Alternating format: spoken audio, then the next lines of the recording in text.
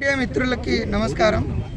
ఈరోజు తెలంగాణ రాష్ట్రంలో లంబాడి బిడ్డలపైన ఎవరైతే కుట్ర పన్నుతా ఉన్నారో వారికి ఒక సూచన ఏమిటంటే, తెలంగాణ రాష్ట్రం ఏర్పడే ముందు ఒక శ్రీకృష్ణ కమిటీ అని ఒక రిపోర్ట్ పంపిన తర్వాత శ్రీకృష్ణ కమిటీ ఆ తెలంగాణ ప్రాంతం అంతా అధ్యయనం చేసిన తర్వాత ఒక రిపోర్ట్ పంపించడం జరిగింది. దాని ప్రకారం తెలంగాణ రాష్ట్రం ఏర్పడిందన్నమాట వాస్తవం. అదేవిధంగా మన లంబాడి బిడ్డల కోసం దేశవ్యాప్తంగా ఉండే ప్రజల కోసం వారి స్థితిగతులపైన అధ్యయనం చేయడానికి ఆనాటి కాలంలోనే 1968లో చందా కమిషన్ ఏర్పాటు చేయడం జరిగింది.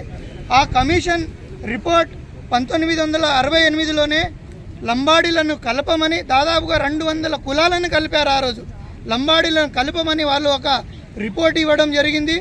రాజగోండులు ఎవరైతే ఉన్నారో వారికి తీసేయమని చెప్పడం జరిగింది. ఆ రోజుల్లోనే ఉత్తరప్రదేశ్లోనే ఇప్పుడు గోండు ఎవరైతే ఉన్నారో వాళ్ళు ఉత్తరప్రదేశ్లో ఓబీసీగా చలామణి అయ్యారు. ఆ రోజు కూడా ఉత్తరప్రదేశ్లో వాళ్ళని ఎస్టీ జాబితాలో చేర్చడం జరిగింది. అప్పటి నుండి ఆనాటి కాలంలో 1976లో ఇందిరాగాంధీ ఇన్ఫ్లుయెన్స్ చేసే ఒక నాగపూర్ చెందిన ఒక పార్లమెంట్ సభ్యుడు గోండు రాజు, అతను ఏం చేశాడంటే రాజగోండు ఇందిరాగాంధీకి ఇన్ఫ్లుయెన్స్ చేసి ఆ రోజు ఎస్టీ జాబితాలో అతను చేర్చుకునే వెసులుబాటు కల్పించడం జరిగింది.